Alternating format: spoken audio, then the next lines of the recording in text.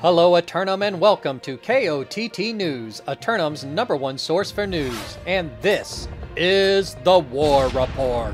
No change in the dynamic of Eternum last night, as Outcast forces turn up the difficulty and defeat their would-be assailants.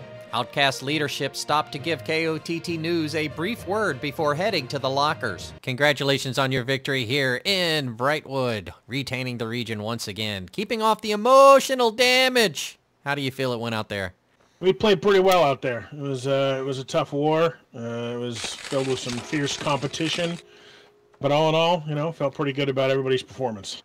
Indeed. I was watching over the shoulder of one of the offense on camera, and I saw that you were able to get all of your fort doors back up at one point. Yeah, we've got some Bob the Builder types, some serious OCD repair people out there. We take that shit pretty seriously in Outcast.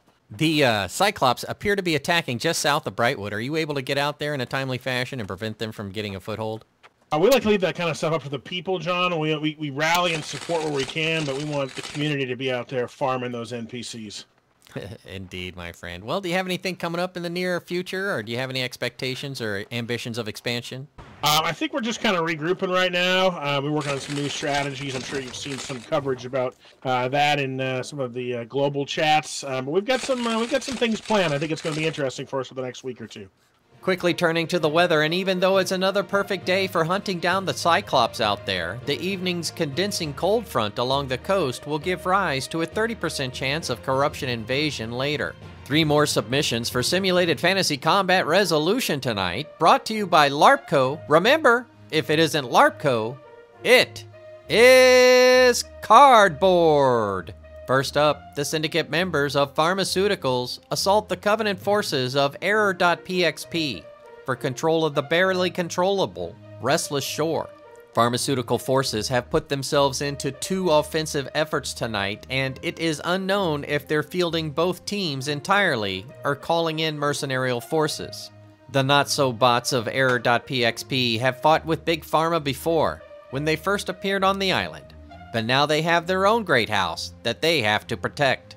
Then, the Covenant forces of Outcasts assail the Syndicate members of Soju Gang for control of First Light and the flow of the spice.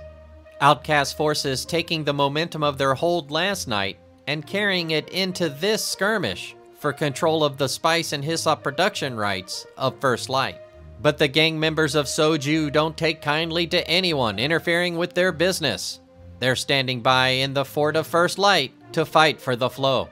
In the nightcap, the Syndicate members of Pharmaceutical attack the Marauders of C+ tier Dodgers for control of the arid desert region of Brimstone Sands.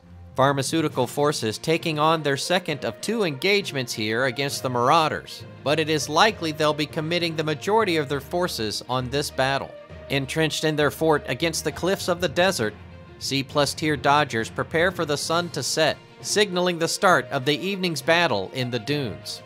Be sure to tune in for complete coverage and reactions from the citizens tonight at 11. Until then, this has been War Correspondent JChalant, KOTT News.